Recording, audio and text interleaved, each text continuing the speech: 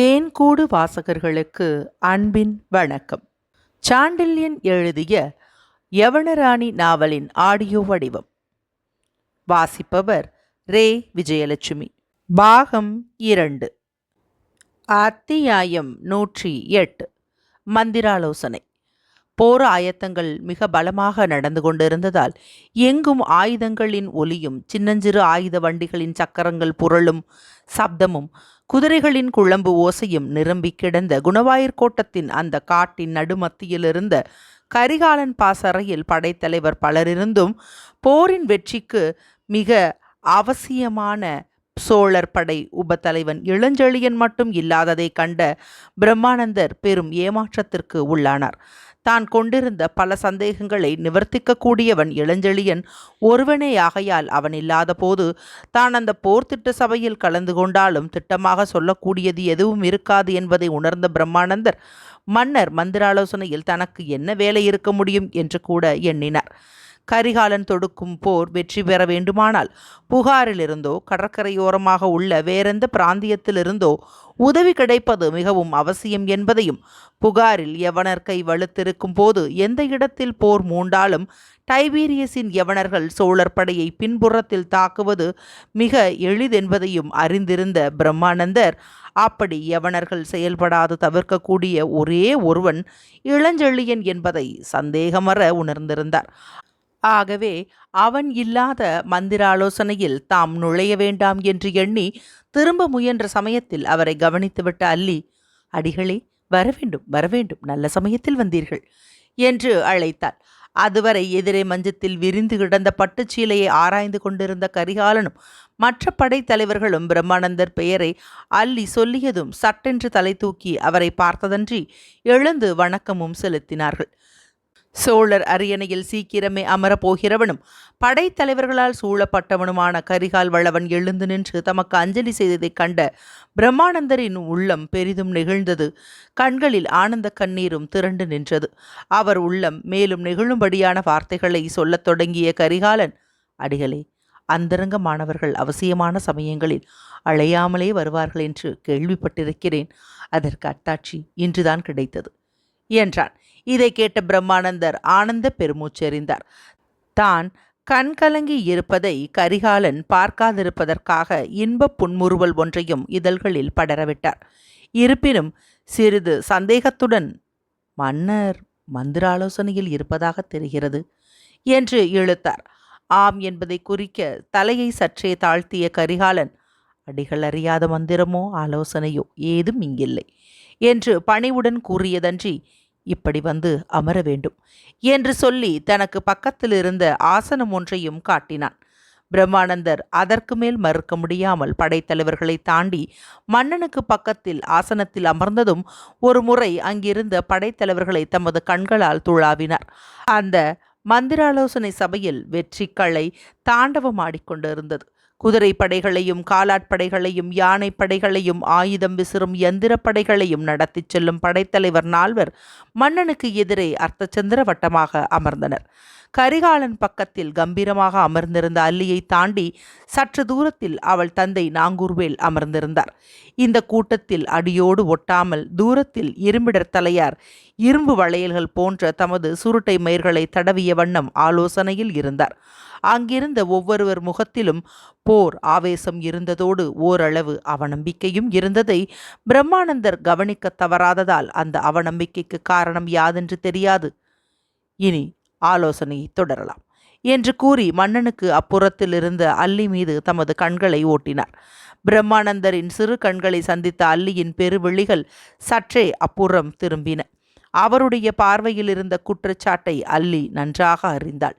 "இளஞ்செழியன் புகாருக்கு வந்ததை என்னிடமா மறைத்தாய்" என்ற கேள்வி திட்டமாக அவர் பார்வையில் இருப்பதை உணர்ந்த அல்லி பெரும் சங்கடத்துக்கு உள்ளானாளாகையால் அந்த சங்கடத்திலிருந்து தன்னை விடுவித்துக் கொள்ள கரிகாலனை நோக்கி, "இந்த பட்டுச்சீலையை பற்றி அடிகளையும் விளக்கம் கேட்பது நல்லதல்லவா" என்றாள். "ஆமல்லி" என்று ஒப்புக்கொண்ட கரிகாலன் எதிரே மஞ்சத்தில் கிடந்த பட்டுச்சீலையை தன் கையில் இருந்த குறுவால் நுனியால் சுட்டிக்காட்டி, "அடிகள் இதை கொஞ்சம் கவனிக்க வேண்டும்" என்று பணிவுடன் கேட்டுக்கொண்டான். பாதி கிழிக்கப்பட்ட அந்த பட்டுச் சீலையை நீண்ட நேரம் தமது சின்னஞ்சிறு கண்களால் உற்று நோக்கிய பிரம்மானந்தர் அதன் ஒரு பகுதியில் இருந்த பெரும் சிவப்பு புள்ளியை பார்த்ததும் மெல்ல புன்முறுவல் செய்து, மன்னவா, இன்னொரு சிவப்பு புள்ளி இருக்க வேண்டுமே இதில், எங்கே என்று வினவினார். இதற்கு கரிகாலன் பதில் சொல்லவில்லை. அல்லி இடைமறித்து கூறினாள், அது இன்னொரு பாதிச்சீலையில் இருக்கிறது அடிகளே என்று. அப்படியா என்று அவளை பார்த்து கேட்ட பிரம்மானந்தர் மீண்டும் சீலையை கவனித்து, மன்னவா, உங்களுக்கு திட்டம் புரிகிறதல்லவா என்று வினவினார். புரிகிறது, அதை படைத்தலைவர்களுக்கு விளக்கினேன். ஆனால் திட்டத்தில் குறைபாடுகள் ஏராளமாக இருக்கின்றன. இத்தகைய ஒரு திட்டத்தை நமது படைத்தலைவரா தயாரித்திருப்பார் என்று இவர்கள் ஆச்சரியப்படுகிறார்கள் என்றான் கரிகாலன். இதில் குறைபாடுகள் அதிகமில்லை மன்னவா என்றார் பிரம்மானந்தர் திட்டமாக. என்ன, குறைபாடுகள் அதிகமில்லையா? இதை பெருங்குரலில் கேட்ட இரும்பிடர் தலையார் தனது இராட்சச சரீரத்துடன் மூலையிலிருந்து எழுந்து வந்து மஞ்சத்துக்கு அருகில் நின்று கொண்டதன்றி தமக்கு ஆசனம் கொடுக்க எழுந்த ஒரு படைத்தலைவனின் தோளை பிடித்து அழுத்தி உட்காரச் செய்து, என்ன குறைபாடுகள் இல்லை இதில் என்று இடியென இறைந்தார். என்ன இருக்கிறது என்று நான் அறியலாமா என்று சற்று விஷமத்துடன் வினவினார் அடிகள். இந்த சிவப்பு புள்ளி இருக்குமிடம் தெரியுமா அடிகளுக்கு என்று சீற்றத்துடன் எழுந்தது மீண்டும் ஒரு கேள்வி இரும்பிடர் தலையாரிடமிருந்து. தமிழகத்தில் அடியவனுக்கு தெரியாத இடமோ மனிதரோ இல்லை என்பது அடியவன் துணிவு என்றார் பிரம்மானந்தர் மேலுக்கு பணிவாகவும் உள்ளே நகைத்து கொண்டும். இந்த இடம் வெறும் பொட்டல் என்று மேலும் சொன்னார் இரும்பிடர் தலையார். ஆம் என்றார் பிரம்மானந்தர். இதனருகே வெண்ணி என்ற சிறுநகரம் இருக்கிறது. ஆமாம், அதனால்தான் அந்த சமவெளியை மக்கள் வெண்ணி பரந்தலை என்று அழைக்கிறார்கள்.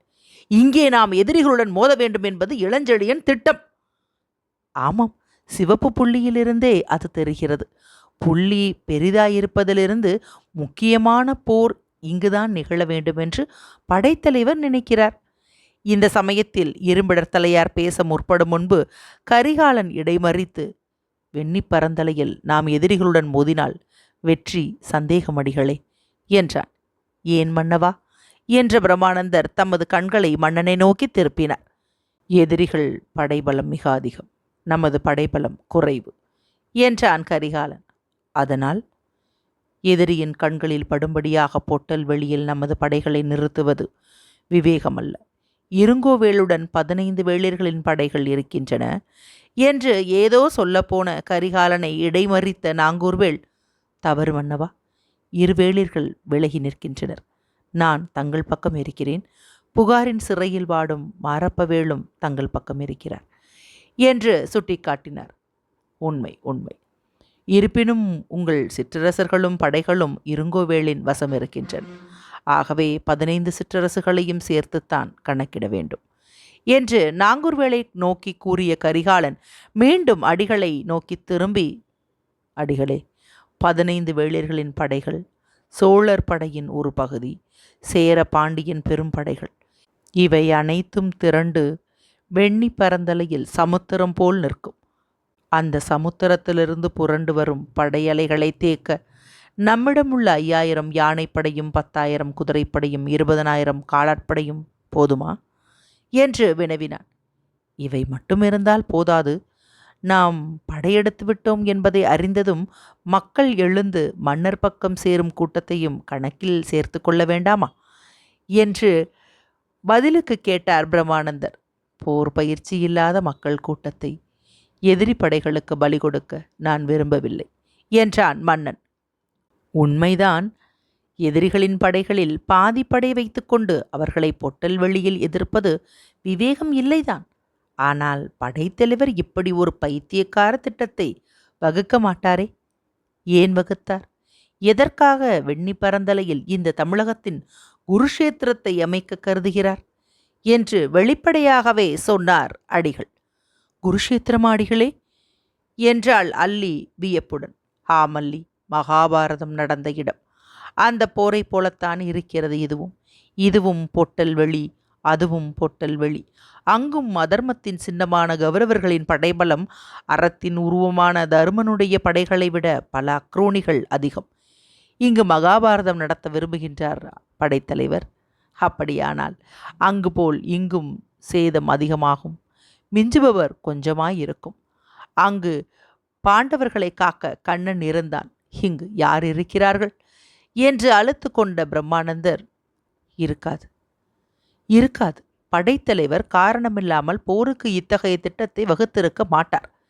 இந்த சீலை பாதிதானே இருக்கிறது, மீதி பாதியில் விளக்கம் இருக்கும், அது எங்கே என்றார் கரிகாலனை நோக்கி. இதற்கு அல்லியே பதில் சொன்னாள், மீதி பாதியை படைத்தலைவரே வைத்து கொண்டிருக்கிறார் என்று. நன்று நன்று, நினைத்தேன் நினைத்தேன் என்று உற்சாகப்பட்டார் பிரம்மானந்தர். சமய சந்தர்ப்பம் தெரியாமல் எல்லோரும் கவலையுடன் இருந்த நிலையில் அவர் அப்படி உற்சாகத்தை காட்டியது அனைவருக்கும் வேப்பங்காயாய் இருந்தது. எப்பொழுதும் மலர்ந்த முகத்துடன் இருக்கும் கரிகாலனின் அழகிய முகம் கூட சற்று சுழித்தது. ஆனால் இரும்பிடத்தலையார் அப்படி எந்த அரைகுறையான ஆத்திரத்தையும் காட்டாமல் முழு பதட்டத்துடன் பேசினார். எதற்காக இத்தனை சந்தோஷப்படுகிறீர்கள் என்று எரிந்து விழுந்தார். காரணமில்லாமல் மகிழ்ச்சி கொள்வேனா என்று கேட்டார் பிரம்மானந்தர் குதூகலத்துடன். அவர் குதூகலம் இரும்பிடர் தலையாரின் கோபத்தை உச்சநிலைக்கு கொண்டு போயிற்று. அந்த காரணத்தை நான் அறிய விரும்புகிறேன் என்று கூவினார் அவர். பாதிப்பட்டு சீலையை காரணமாகவே படைத்தலைவர் அனுப்பியிருக்கிறார் என்றார் பிரம்மானந்தர். ஏன்?